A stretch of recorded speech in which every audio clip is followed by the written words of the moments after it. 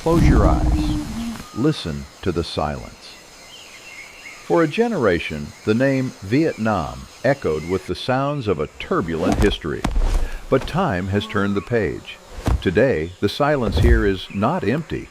It is full. It is broken only by the roar of waterfalls, the call of rare primates, and the whisper of the wind through ancient canopies. The smoke has cleared, revealing a masterpiece painted in 50 shades of green. Stretching over 1,000 miles along the eastern sea, this land curves like a dragon rising from the water. It is a slender ribbon of life, fragile yet fiercely resilient.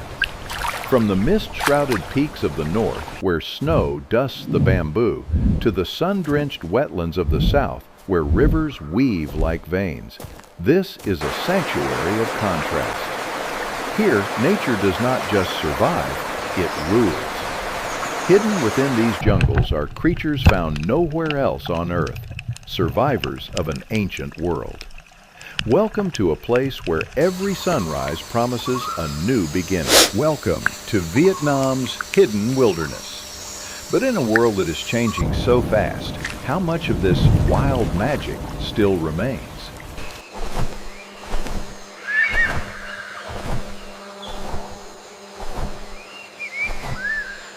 Our first destination lies at the very heart of this slender country. Running like a jagged scar down the western border, separating Vietnam from Laos, stands the colossal Truong Son Mountain Range. Known to the world as the Annamites, this is the spine of Indochina. It is a world of limestone and granite, a fortress of stone that has stood watch for millions of years. Seen from above, the Truong Son Mountain Range appears as a vast, unbroken sea of green. But descend beneath the clouds, and you find a landscape of dramatic contradictions. This range does more than define a border. It dictates the fate of everything that lives here. It acts as a massive wall, trapping the moisture-laden winds from the sea. The result is a climate unique on the planet. On the eastern slopes, the Truong Son Mountain Range catches the brunt of the winter monsoons. Here, the mountains are perpetually cloaked in mist and rain, creating a humid, dripping world where the sun is a rare visitor.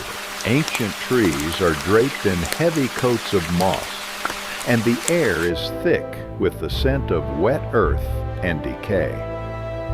This is a classic tropical rainforest ecosystem, a sponge that soaks up the sky and feeds a network of rushing rivers below. Yet, just a few miles away on the western slopes, the story changes entirely. As the clouds are blocked by the high peaks, the land beyond is often left dry and sun-baked. This sharp division creates a mosaic of microclimates. In some valleys, it might be raining today, while the next valley over hasn't seen a drop of water in weeks. This isolation is the secret to Vietnam's biodiversity. For eons, these peaks have acted as islands in the sky. Cut off from the rest of the continent by steep cliffs and deep gorges, life here has followed its own path. Evolution has run wild in the shadows of the Truong Son Mountain Range. It is a laboratory of life, where species have adapted to the specific rhythm of the wet and the dry. Deep within this complex tropical rainforest ecosystem, the forest floor is a tangle of roots and vines, a challenging obstacle course for any traveler. But for those who call this place home, these challenges are opportunities. The density of the jungle offers protection. The constant moisture ensures a year-round supply of fruit and insects. But to survive in the Truong Son Mountain Range, you need more than just opportunity. You need a voice that can cut through the dense foliage and the deafening sound of the rain. As the morning mist begins to lift, the forest prepares to sing.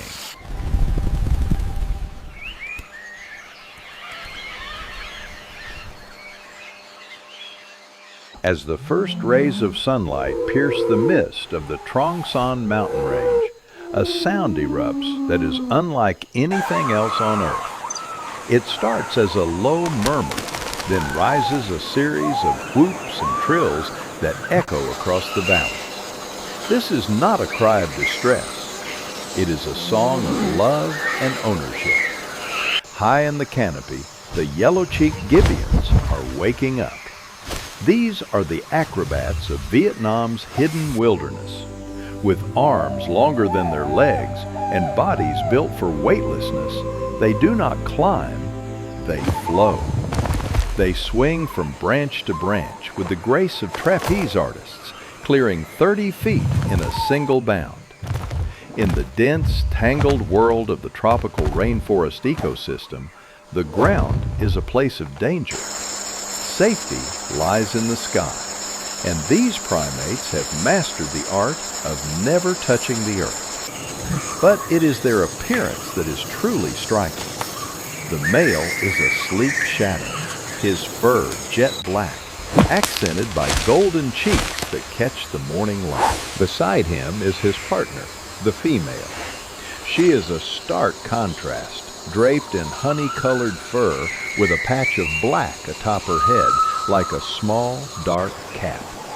Together, as they move through the dappled light, they look like living embodiments of shadow and sun. They live in small, tight-knit family units, a mother, a father, and their young. Unlike many other primates, gibbons are monogamous. They mate for life. The haunting song that fills the valley is a complex duet performed by the couple. The male starts the melody and the female answers, their voices weaving together in perfect harmony. This morning ritual serves a vital purpose. In the wild, sound travels further than sight. By singing, they are telling every other gibbon family in the Truong Son Mountain Range, "This is our home. We are here. We are strong." It is a display of pure survival instinct. Defending a territory in such a vast forest is exhausting physically, so they use their voices instead of their fists. It is an energy-efficient way to secure the fruit trees and resources their children need to grow. Watching them, you see a tenderness that feels incredibly human. The young gibbons, still clinging to their mother's belly, watch the world go by with wide, curious eyes. For the first few months, they are inseparable from her warmth. As they grow, they will learn the dangerous art of the swing, practicing their grip on lower branches under the watchful eyes of their parents. Eventually, they will leave to find their own partners, to start their own families, and to add their own voices to the chorus of the mountain. But for now, the family remains together, suspended in the high branches, safe in their sanctuary. The sun climbs higher, burning off the last of the morning mist. The gibbon's song fades, their claim staked for another day. But as the forest brightens, other creatures are beginning their shift above the canopy, where the air is thin and the view is endless. The true giants of the sky are preparing for flight.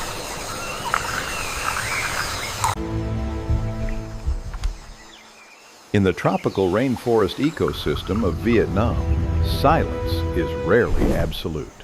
But there is one sound that commands instant respect. It is the heavy, rhythmic beat of wings so large they seem to churn the air itself. Enter the great hornbill. With a wingspan stretching nearly 5 feet and a massive yellow casque sitting atop its beak like a crown, this bird looks like a relic from the age of dinosaurs. It is the king of the canopy. Flying through the Truong Son Mountain Range, they move with a heavy, purposeful grace. They are not built for speed, they are built for endurance. Like the gibbons, great hornbills are romantics at heart. They pair for life, their bond forged over decades. But their devotion is tested in a way that few other creatures could endure. When the nesting season arrives, the female finds a natural hollow high in an ancient tree. She climbs inside, and then something extraordinary happens. Working together, the pair seals the entrance with mud and fruit pulp, walling her in alive. She leaves only a tiny vertical slit, just wide enough for her beak. Inside this dark fortress, she will shed her flight feathers and lay her eggs. She is now completely vulnerable, a prisoner of her own making. Her survival, and that of her chicks, rests entirely on the shoulders of her mate. For months, the male becomes the sole provider. He scours the forest for figs, insects, and small lizards. He returns to the prison cell dozens of times a day, passing food through the narrow slit. It is a grueling marathon of fatherhood. If he fails, the entire family perishes. This act of trust is one of the most poignant examples of survival instinct in the animal kingdom. But the canopy holds other secrets, creatures that defy the laws of physics in more unsettling ways. Resting on a high branch is a predator that seems out of place in the sky. A snake. This is the flying snake. In the dense vertical world of Vietnam's hidden wilderness, coming down to the ground is time-consuming and dangerous. So this reptile has evolved a shortcut. It spots a lizard on a neighboring tree 50 feet away. To get there, it doesn't slither down. It jumps. Tense, rapid pizzicato strings, launching itself into the void. The snake undergoes a transformation. It flares its ribs, flattening its round body into a concave ribbon. This shape acts like a parachute, catching the air and generating lift. It is not true flight, but a controlled, graceful glide. It steers in midair, undulating its body in an S shape, swimming through the atmosphere. It can travel over 300 feet in a single leap, landing with pinpoint accuracy on another branch. From the devoted labor of the hornbill to the aerial gymnastics of the snake, the canopy of the Truong Son Mountain Range proves one thing: nature will always find a way to conquer the space between the trees. But as we leave the cool, wet peaks of the Central Mountains and descend towards the west, the landscape begins to change. The evergreen jungle gives way to a forest that lives and dies by the rhythm of fire and water.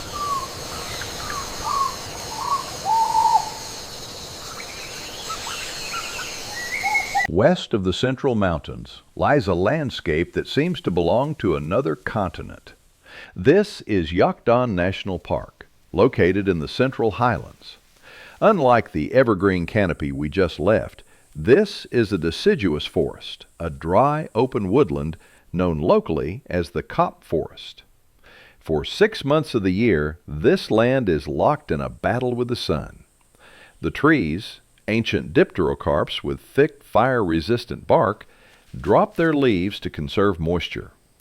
The ground, stripped of its green carpet, becomes a crunching sea of dry foliage. The rivers retreat, leaving behind skeletons of white stone and shrinking pools of muddy water. Here, water is not just a resource, it is the currency of life. Moving through the undergrowth is a creature that seems almost too fragile for this harsh environment. It is the lesser mouse deer. Standing barely a foot tall and weighing less than a house cat, it holds the title of the smallest hoofed mammal on Earth. It looks like a creature from a fairy tale, part deer, part rodent, with pencil-thin legs that step with extreme caution. In the vastness of Vietnam's hidden wilderness, being small is usually a disadvantage. But here in the dry brush, it is a superpower. The mouse deer is a master of invisibility. It moves like a phantom, freezing at the snap of a twig. Its large, dark eyes scan the shadows for predators, while its delicate nose twitches, searching for fallen wild figs or mushrooms hidden beneath the leaf litter. During the peak of the dry season, the mouse deer must venture further from safety to find water. It creeps towards a drying stream bed, its tiny hooves sinking into the mud. It drinks quickly, nervously. Every second spent in the open is a gamble with death. This constant state of alert is the ultimate expression of survival instinct. But nature here is not cruel. It is cyclic. In late April, the sky darkens. The air grows heavy and charged. The first drop falls, raising a puff of dust. Then another. And then the heavens open. The monsoon has arrived. The rain here is not a drizzle. It is a deluge. It pounds the parched earth, awakening seeds that have slept for months in the dust. The transformation is nothing short of miraculous. Within days, the dead forest erupts. The brown canopy bursts into a vibrant electric green. Grasses shoot up from the red soil, growing inches in a single day. The dry stream beds swell into rushing rivers. The stark golden landscape is replaced by a lush emerald paradise. This is the resilience of the tropical rainforest ecosystem in its most dramatic form. The return of the water signals a time of plenty. The mouse deer can now feast on fresh shoots without wandering far. But the greening of the forest also signals the return of the true owners of this land. As the grass grows tall, deep vibrations begin to tremble through the ground. The giants are coming back.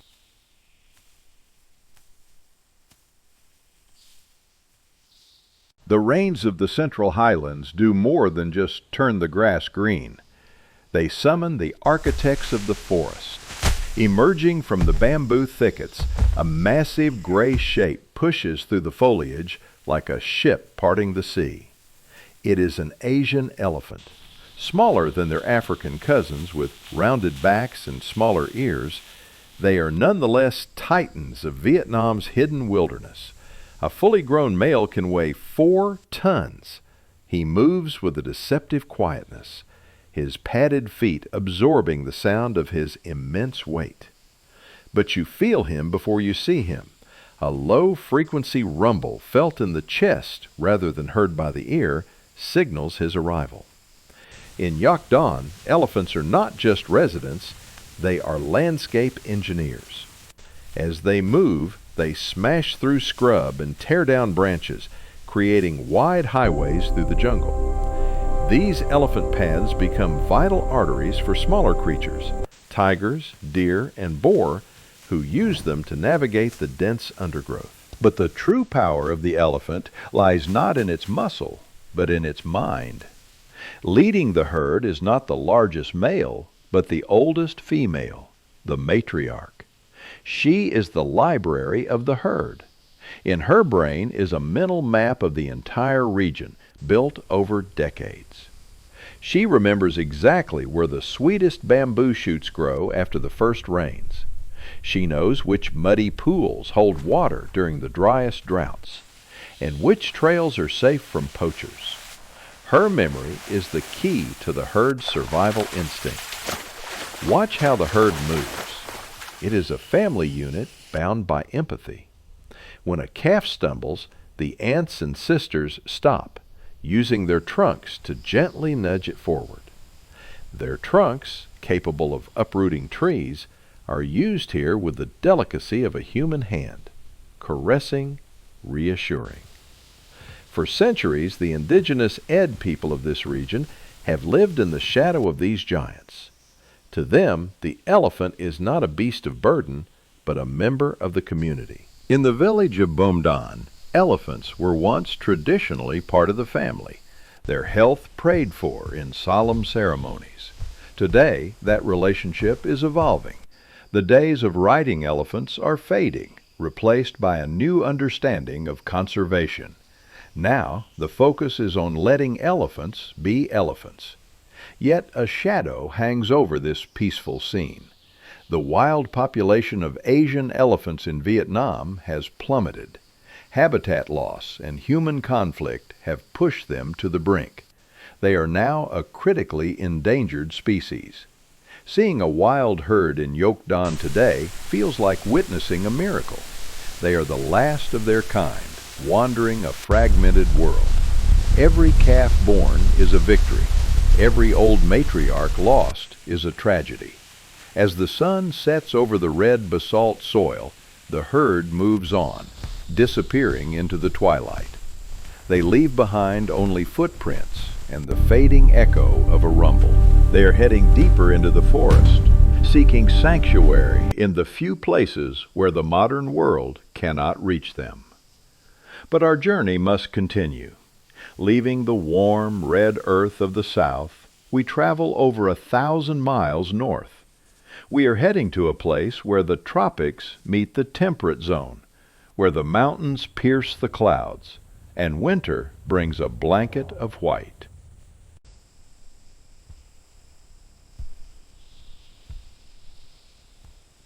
From the sun-baked elephant trails of the south, we travel north, straight up into the clouds.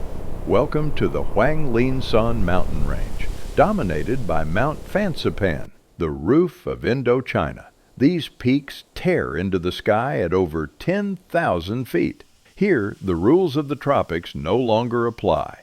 In winter, a biting wind screams across the ridges. Temperatures plunge below freezing. Frost coats the bamboo. And snow, yes, snow in Southeast Asia blanket the summits in white. It is a harsh, unforgiving world. Yet life here has found a way to endure. Hidden in these misty, rhododendron-filled forests lives one of the world's most enigmatic primates, the Tonkin snub-nosed monkey. With a face that looks like a theatrical mask, pale blue skin around the eyes, large pink lips, and a nose that is virtually non-existent, they seem almost otherworldly. This flat, upturned nose is an evolutionary mystery, perhaps an adaptation to prevent frostbite in these freezing heights. They are the ghosts of the mountains. Critically endangered species, they were once thought to be extinct until a small population was rediscovered in the 1990s. They moved through the canopy in silence, huddled together in large groups to share body warmth against the mountain chill. Seeing them peer through the fog is like catching a glimpse of a spirit, a reminder of how much of Vietnam's hidden wilderness is still waiting to be understood. But the snub-nosed monkey is not the only secret keeper here. Lower down, in the moss-draped forests, where the air is thick with moisture, creeps a creature that looks like it walked out of a Gothic novel, the musk deer. It is a small, solitary animal with a peculiar feature. It has no antlers. Instead, the males possess a pair of long, curved canine teeth that protrude from their mouths like vampire fangs. These tusks are used for fighting rivals, weapons of specialized combat. But it is not their teeth that have made them a target. It is their scent. The male carries a musk pod that produces a fragrance so powerful and persistent it has been coveted by perfume makers and traditional medicine for centuries. This perfume has nearly been their undoing. Relentless poaching has driven them into the deepest, most inaccessible pockets of the mountains. Today, spotting a musk deer is a rare privilege. They are shadows in the undergrowth, moving silently over carpets of sphagnum moss. They are a poignant symbol of the fragility of this ecosystem. The terrain here is treacherous. Vertical cliffs and jagged ridges that would break a human climber. Yet for one master of gravity, these vertical walls are just a staircase. As we look up towards the limestone peaks, we find a creature that treats the abyss with total indifference.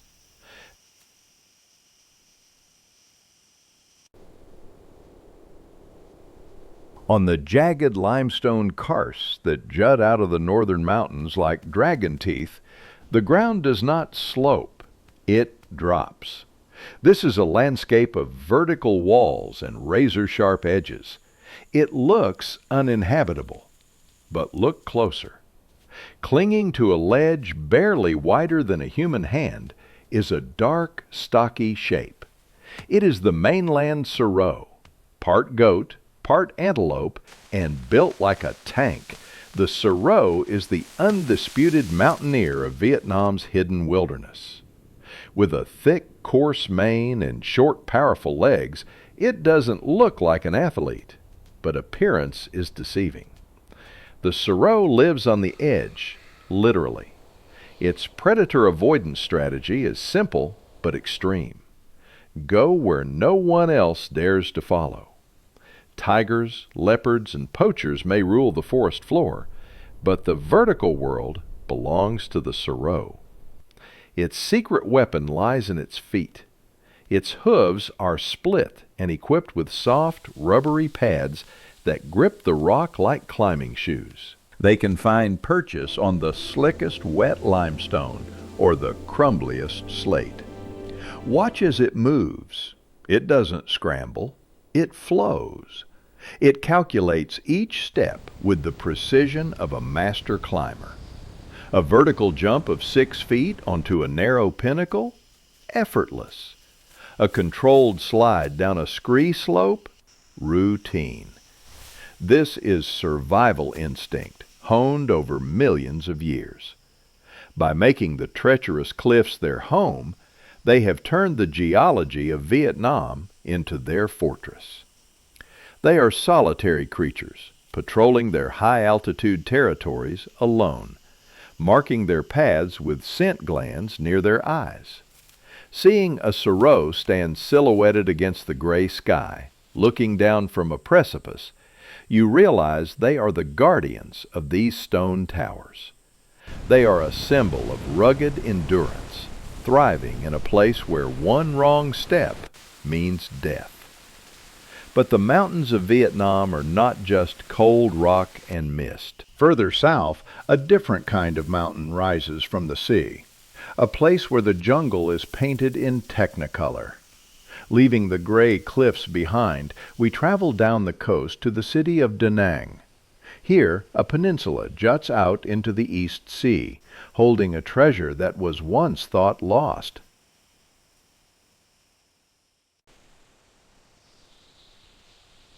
Just a few miles from the bustling streets of Da Nang, a city of over 1 million people, lies a sanctuary that feels like a lost world.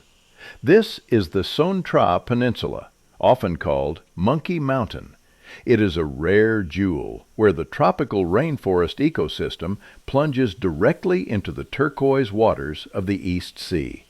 Here, in the canopy that overlooks the ocean, lives a creature so vibrant it looks like it was painted by a master artist. Meet the red-shanked Douc Langur. Often called the queen of primates, it is arguably the most beautiful monkey on Earth. Everything about them is a splash of color against the green jungle. They wear a coat of mottled gray, maroon stockings on their legs, and white forearm gloves.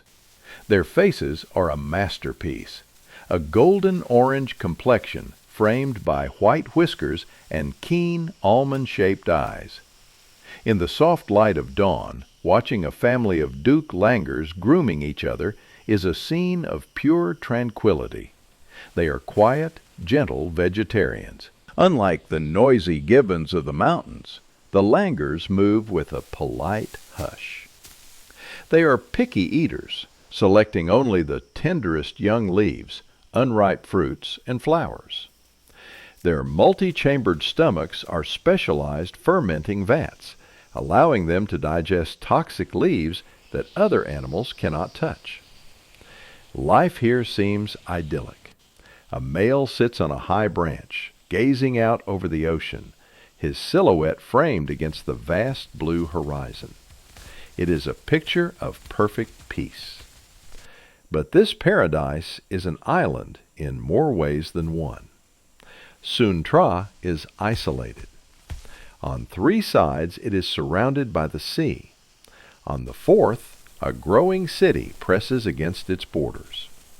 The red-shanked Douc langur is trapped in this shrinking Eden.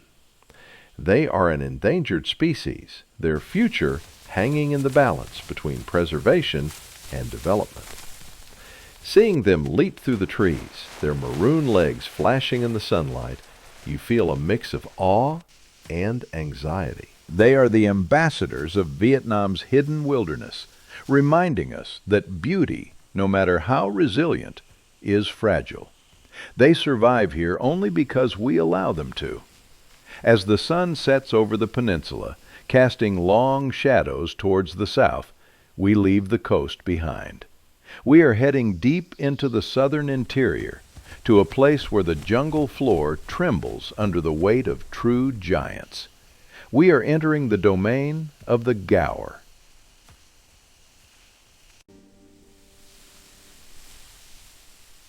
We travel further south to the basin of the Dong Nai River.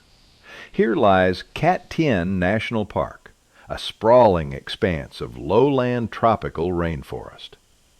This is a place of steam and shadows. The humidity here is a physical weight pressing down on everything. The canopy is so thick it swallows the light, creating a twilight world even at noon. In this dense green cathedral, you might expect to find only small creatures hiding in the ferns. But suddenly, the undergrowth explodes. Stepping out of the shadows is a beast that defies belief. This is the Gaur. Forget everything you know about cattle. The Gaur is not a farm animal. It is a monster of the jungle. It is the largest wild bovine on the planet, dwarfing the American bison and the African buffalo. A majestic bull can stand over 6 feet tall at the shoulder and weigh more than a ton, heavier than a small car. Look at the physique. It is built like a heavyweight boxer. A massive dorsal ridge of muscle humps over its shoulders, powering a neck thick enough to snap vines like thread. Its coat is a deep, glossy black, contrasting sharply with its white sox legs that look like they've been dipped in paint. And crowning this mountain of muscle is a pair of pale, curved horns, tipped in black, honed for battle. In Tien National Park, the Gaur is the undisputed king. Despite their immense size, they move through the tropical rainforest ecosystem with an uncanny silence. They are the ghosts of the bamboo thickets. They live in small herds, usually led by an older female, grazing on grasses and young bamboo shoots. But make no mistake, they are not docile. A Gaur knows its power. If threatened, it charges with the force of a locomotive. Tigers, where they still exist, think twice before attacking a healthy adult. Observing a herd in the wild is a study in raw survival instinct. They are constantly alert. Their ears swivel like radar dishes, catching the snap of a twig 100 yards away. Their nostrils flare, testing the wind. They are survivors of a shrinking world. Decades of war and hunting have decimated their numbers across Asia. But here in Tien, protected by rangers and dense jungle, a stronghold remains. Seeing a bull Gaur step into a sunlit clearing, ripples of muscle moving under his skin, is a primal experience. It connects us to a time when giant beasts ruled the earth. But as powerful as the Gaur is, it is not invincible. And it is not the only giant that once walked these muddy trails. The forest floor of Tien holds a memory, a tragic scar that is not yet healed.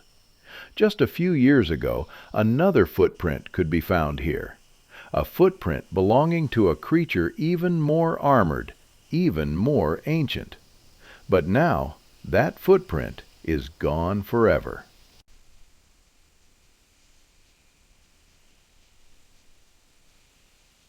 Deep in the mud of Tien National Park, there's a ghost. For decades, rumors swirled that a prehistoric relic was hiding in these swamps. The Javan rhinoceros. An armored tank of a creature dating back millions of years. It was so rare, so elusive, that for a long time science thought it was already gone from the mainland. But then tracks were found. Hope flickered. It was the rarest large mammal on Earth, and Vietnam was its last fortress outside of Java. But in April 2010, rangers made a discovery that shattered that hope. They found the body of a female rhino lying by a small stream. She hadn't died of old age. She hadn't fallen to a tiger. There was a bullet in her leg, and her horn, the very thing that made her unique, had been hacked off. This was not just the death of an individual, it was the death of a population. Genetic analysis confirmed the worst fear. She was the last one. In October 2011, the official declaration was made. The Javan rhinoceros was extinct in Vietnam. Gone.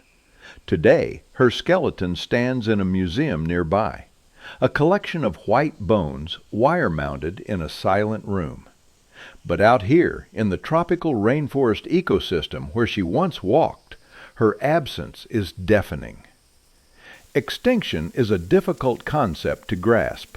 It is abstract until you stand in the place where a species used to be and realize it will never be here again. No matter how hard we pray, no matter how much money we spend on conservation, we cannot bring them back. The rhino's path through the bamboo is growing over. The mud wallows where she bathed are filled with silt. The forest has moved on. The tragedy of the rhino is a harsh lesson. It reminds us that Vietnam's hidden wilderness is not infinite. It can be broken, but nature, in its unsentimental way, does not mourn. It adapts. While the giants fall, the smaller lives continue their ruthless, clever, and sometimes deceptive game of survival. Life does not stop, it just changes tactics.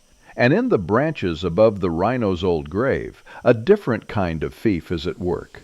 One that doesn't steal horns, but steals a future. While the tragedy of the rhino is etched in history, a smaller, silent drama plays out every rainy season in the bushes of Tien National Park. Meet the common tailor bird. This tiny, energetic bird is one of nature's finest architects. True to its name, it stitches leaves together to create a cradle. Using its beak as a needle and spider silk or plant fibers as thread, it sews the edges of a large leaf into a perfect hidden cup. Inside, the female lays her delicate speckled eggs. It is a masterpiece of camouflage designed to keep her future safe from predators. But she cannot hide from everyone. Watching from the shadows with crimson-red eyes is the Asian coal. The coal is a member of the cuckoo family, and she has no intention of building a nest. She relies on a darker strategy, theft. She sits motionless, patient as a statue, watching the tailor bird work. She waits for the precise moment when the nest is finished and the first eggs are laid. Then, when the parents leave to forage, she strikes. In seconds, the coal slips into the nest. She lays a single egg that mimics the host's eggs in color, though it is slightly larger. Sometimes she removes one of the tailor bird's eggs to keep the count right. Then she vanishes into the canopy, her job done. She will never see her offspring. The tailor birds return. They count the eggs. Everything seems normal. Their survival instinct drives them to incubate, unaware they are warming a ticking time bomb. The horror begins when the eggs hatch. The coal chick usually emerges first. It is blind, naked, and weak. Yet it possesses a terrifying instinct programmed into its DNA. Hours after birth, while the parent birds are away, the tiny imposter gets to work. Using its back as a shovel, it maneuvers the remaining tailor bird eggs, or even the other hatched chicks, onto its shoulders. With a strain of effort that seems impossible for a newborn, it heaves them over the edge of the nest. One by one, the true children of the tailor bird fall to the forest floor. Soon, the coal chick is the only one left. It claims 100 of the food, and it grows fast. Within weeks, the scene becomes almost comical. The coal chick grows so large it bursts out of the tiny leaf nest. The foster parents, driven by their hard-wired instinct to feed a gaping mouth, work themselves to exhaustion. They stuff insects into the beak of a monster that is now 3 times their size. They are raising the killer of their own children. It seems cruel to us, but in the tropical rainforest ecosystem, there is no morality, only strategy. This is the coal's way. It is a brilliant, ruthless evolutionary hack that ensures their species survives without the energy cost of raising young. The cycle of deception is complete. The coal fledgling will soon fly off, leaving the exhausted tailor birds behind, perhaps to repeat the cycle next year. Leaving the complex dramas of the forest floor, we embark on the final leg of our journey. We leave the mainland behind and head out into the vast expanse of the East Sea. Here, in the deep blue waters, another ancient mariner is beginning a journey of return. 100 miles off the southern coast lies an archipelago of 16 islands. This is Con Dao. Once a place of historical darkness, today it is a pristine sanctuary for Vietnam's hidden wilderness. Beneath the crystalline turquoise waters, a traveler is coming home. She is a green sea turtle. Weighing over 300 pounds, she has swum thousands of miles across the open ocean. But tonight she is guided by a force science is only just beginning to understand. An internal magnetic compass, encoded in her blood, is leading her back to the exact stretch of sand where she was born 30 years ago. Under the cover of darkness, she hauls her massive body out of the weightless ocean and on to the heavy land.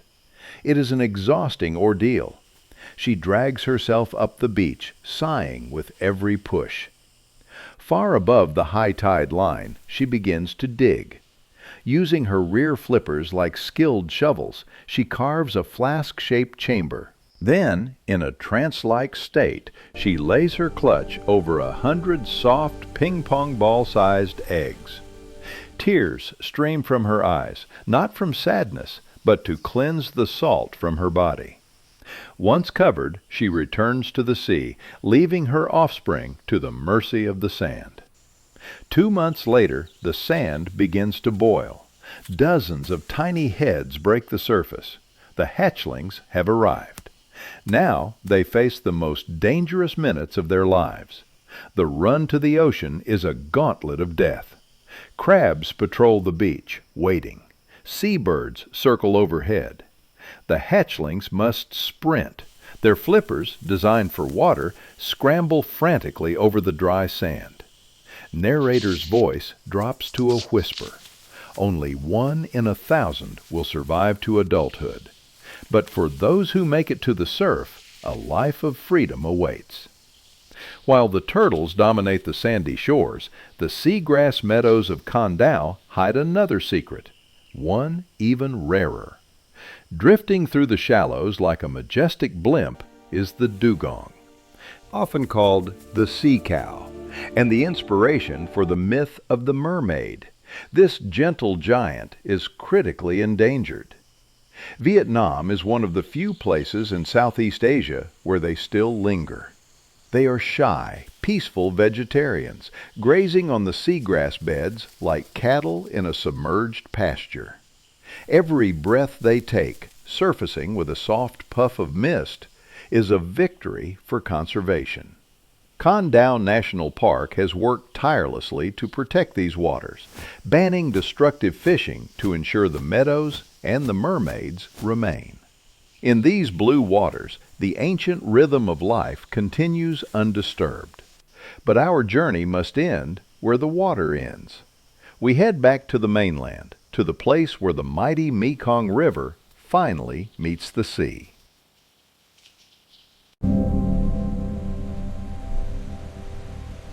From the ocean, we follow the tide inland to the Mekong Delta Wetlands. This is the end of a journey that began thousands of miles away in the icy Tibetan Plateau. By the time the mighty Mekong River reaches Vietnam, it has grown tired and heavy with silt.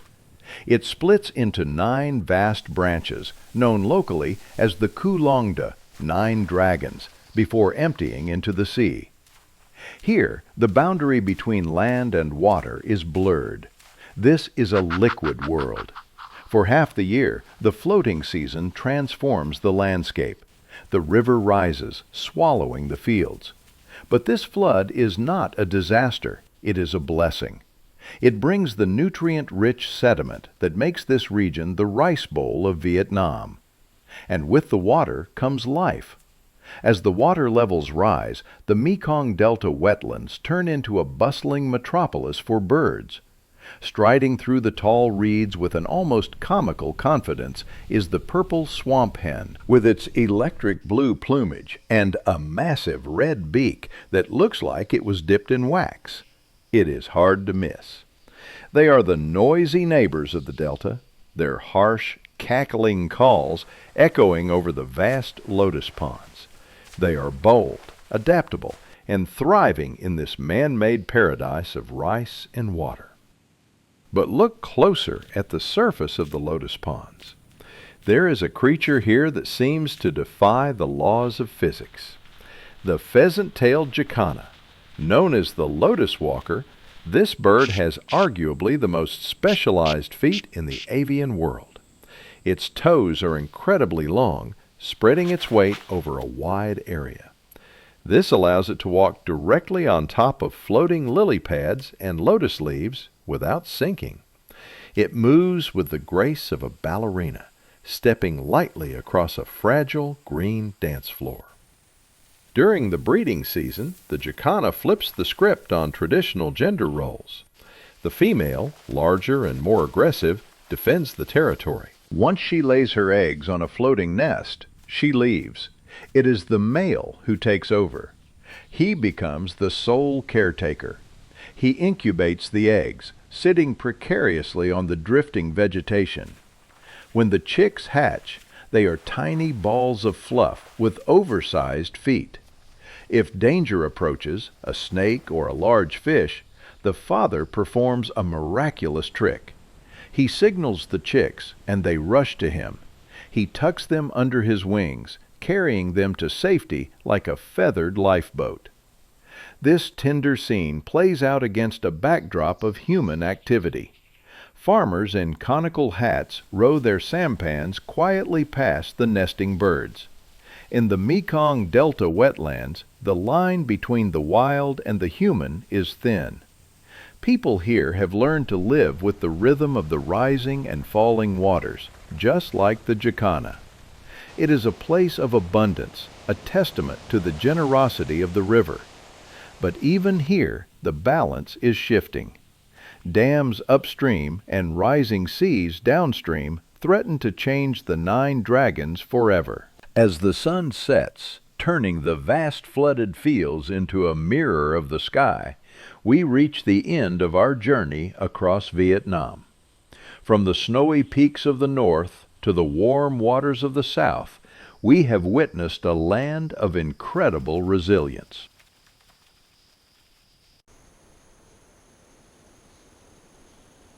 Our journey along the length of this dragon-shaped land ends here. But the story of Vietnam's hidden wilderness is far from over. We have traveled from the cloud-wrapped peaks of the north, where the snub-nosed monkey endures the frost, to the sun-drenched wetlands of the south, where the jacana walks on water.